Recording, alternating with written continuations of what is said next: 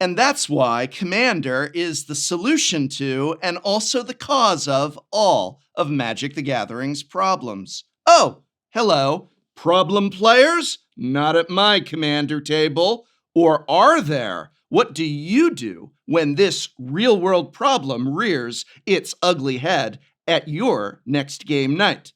Come with me.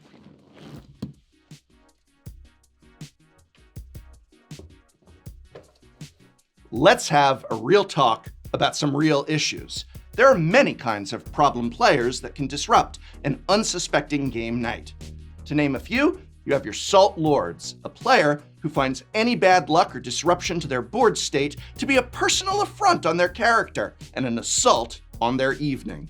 You also have your EDH pros, who seem to operate under the assumption that every game of Commander they play is quite literally the Pro Tour.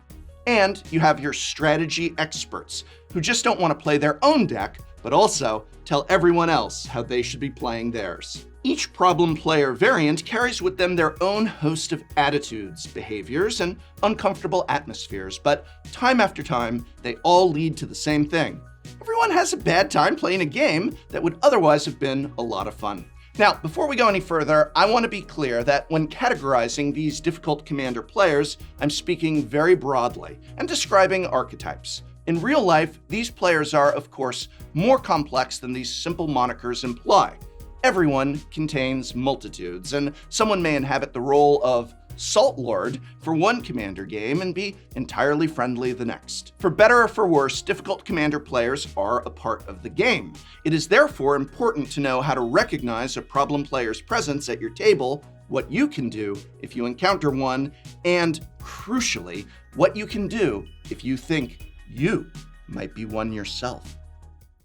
By far, the most common variety of problem player is the Salt Lord, known colloquially as the sore loser, or even more colloquially as the jerk. These pesky menaces to game night tend to appear when things just aren't going their way.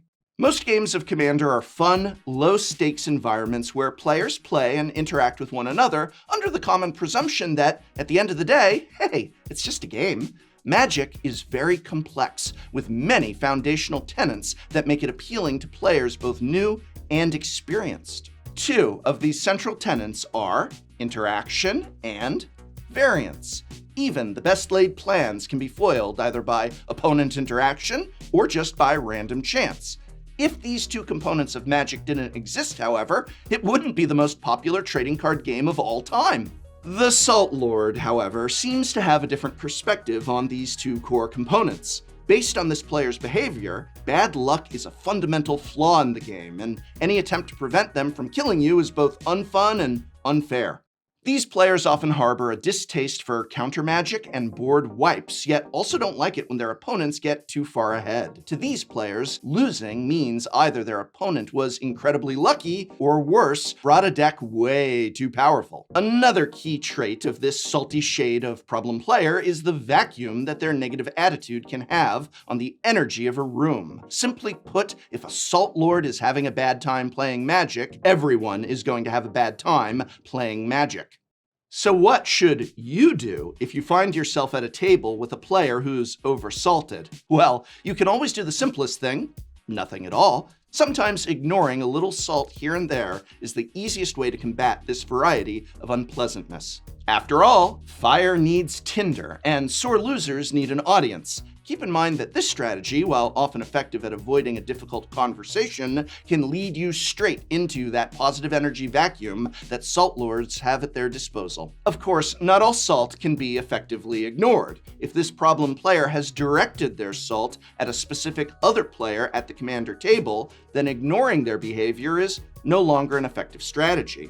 If you recognize this happening at your table, it's time to say something. Remind your sodium-drenched adversary that the stakes really aren't that high. It's just a game after all, a game of Commander. Perhaps you can point out that things are still going well for them, or suggest that maybe things will go better in the next game, assuming you are still interested in playing another game with them after their reign of salt. Alternatively, you can attempt to lighten the mood with a quip or funny story of a time you had a game piece of yours rudely removed by an opposing player who didn't want to die to it.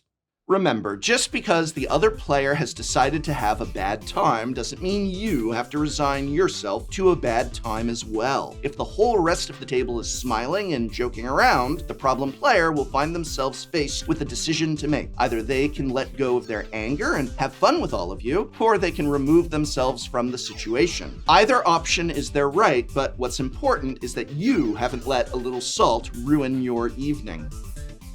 Now, you might be watching this and thinking to yourself, was I a Salt Lord at my last Commander night?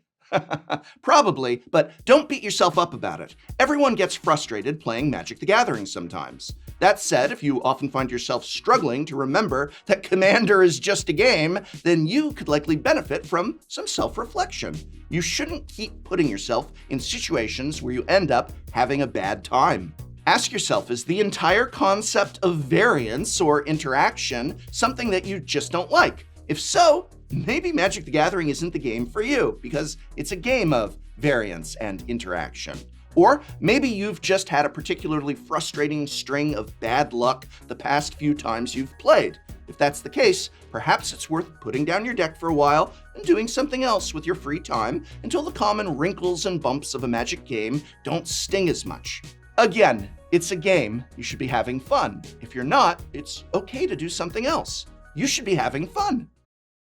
Next, while there's nothing wrong with trying to win a game of Commander, after all, somebody does have to emerge victorious, there is often a problem with this type of player, the pro Commander player. Also known as the EDH professional, these players can be recognized by their distinctive behavior when playing a game of Commander, constantly angle shooting to maximize their chances of winning. EDH pros have no interest in camaraderie with their fellow table mates. They're cutthroat, watching the board like a hawk for suspected cheating, missed triggers, and any other slip-up that they can catch. It doesn't matter to them if anyone else is having fun, and in fact, they will often eliminate a player from the game early if it's technically the most tactical choice to make, even if it means that player will have to sit around waiting for the game to be over. If you encounter an EDH pro at your Commander night, there are a few survival techniques you can practice to ensure it's not you whose Commander game reaches an early end, and more importantly, that the joy of your game night isn't lost to the throes of competition. If you feel comfortable doing so, the first step in situations like this is direct communication. Talk to your friends. The other player may not even notice that their behavior is a little more intense than everyone else's. Asking them to tone it down just a bit could solve this problem all on its own. If they're being aggressive with another player about missed triggers and other forms of angle shooting, be assertive in backing that player up.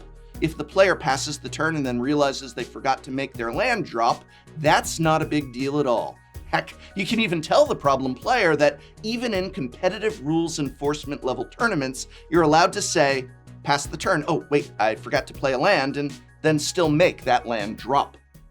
Another route you can take if you'd prefer to avoid confrontation, or if the problem the pro is causing is more minor, is to simply lead by example. You, and ideally your fellow table mates, show the pro what kind of environment you typically prefer to foster in Commander. Show them it's more fun to chill out by just engaging in friendly conversation with everyone, or talking through your potential lines of play, or being sure to spread out damage during your attacks, even if you could wipe one of your opponents out entirely by focusing on them. On the other hand, if you're worried that you might be the EDH pro of your LGS or playgroup and you're interested in exploring other ways to approach the game of Commander, ask yourself, what is it you hope to gain out of a game of EDH? Does your life really improve that significantly if you pull off yet another victory thanks to your tight play and maybe too tight table manners? What would it be like to approach the game from a basis of both fun and winning? rather than just from a basis of winning. There is so much fun to be found in Commander, from getting to play with cards that just don't cut it in 1v1 formats, to exploring synergies and strategies that are made more dynamic by the multiplayer nature of the game. Think about some of the coolest things that you can do in Magic that aren't competitive enough to build a 60-card constructed deck around, and consider making a Commander deck that's focused on doing that cool thing. When you play your next Commander game, take a look at the body language and tone and voice of other players. Do they seem to be enjoying your company and appreciating what you and your deck are bringing to the game? If they don't seem enthusiastic, maybe try and relax and lighten up a little bit. Games are supposed to be fun. But similar to the EDH Pro is another type of problem player, the expert. The expert isn't necessarily as focused on winning at any cost as the pro, but they do carry with them a similar air of Magic superiority, where they get their sense of purpose in demonstrating that they know more about the game than anyone else at the table. They'll be thrilled to tell you that you should have made a different play on your turn, or suggest a potential line to you that you may have already considered and dismissed. They think they know how to play not just their own deck, but also everyone else's, and they won't hesitate to let you know it. If the goal of the pro is to one-up you on the battlefield, the goal of the expert is to one-up you in the arena of ideas, often accompanied by a condescending tone or a reference to an obscure piece of game trivia. If you feel you are on the receiving end of the expert's backseat driving, please feel empowered to stick up for yourself. They may be underestimating your ability, but don't you go underestimating your own. Sure, sometimes they maybe will suggest a line that you hadn't thought of, and when that happens, there's no shame in taking that line of play instead. But if your line is better, or you just don't want to put up with their constant chatter about what you should have done, you have every right to ask them to just focus on their own game. Be polite about it, of course, but it is fair for you to say, hey, I just kind of want to make my own plays here, make my own mistakes, and that's okay. Now, if the suggestions the expert is offering you are more harmless, or you aren't in the mood for a confrontation, another route you could take is asking the player why they feel that their line is a better line. If they're going to try to help, they should be able to articulate what exactly their suggested line is trying to accomplish. It's even possible that they're right, and you can use that as an opportunity to learn something, but it's also okay to just say to them, hey, I appreciate the advice, but I'm also just trying to have fun with my deck. I'll ask you if I need any help, okay? If someone else at the table is getting the worst of the expert's suggestions, the right thing to do is to intervene and support your friend as best you can. You can tell the expert, hey, I think they've got it. Or the slightly more aggressive, hey friend, I think they know how to pilot their own deck. You can also push back against the expert's overstepping by complimenting the other player on the plays they've chosen to make. Something as simple as a confidence boost can make a difference to a player who's had to deal with the expert in their ear all night. Plus, it undermines the authority that the expert is trying to position themselves as. One thing that I recommend avoiding, if at all possible, is getting into an argument over game theory with an expert. Not that there are serious consequences if you do. The conversation is just likely to be insufferable, and once backed into a corner, the expert is unlikely to ever change their mind, no matter how much more correct you are than them. If you think that you might be one of these experts, well then, friend, you gotta just let go of your need to be the smartest one in the room. Maybe you feel like you're genuinely trying to help them get better, but please internalize this lesson until you're asked for help and advice. The vast majority of the time, if people want advice on how to play Magic, they will ask for it. How would you feel if someone was looking over your shoulder while you played and critiquing you in real time? It probably would get really annoying really fast, wouldn't it? Now, if you've noticed a player has made the same mistake over and over again, and you feel you absolutely must say something, at that point, you must ask them politely if they're interested in hearing some feedback on their play. They'll likely be more than happy to hear your thoughts now that you've asked first. But if they say no, you absolutely must respect that. You aren't their coach. You're just someone playing Magic the Gathering with them.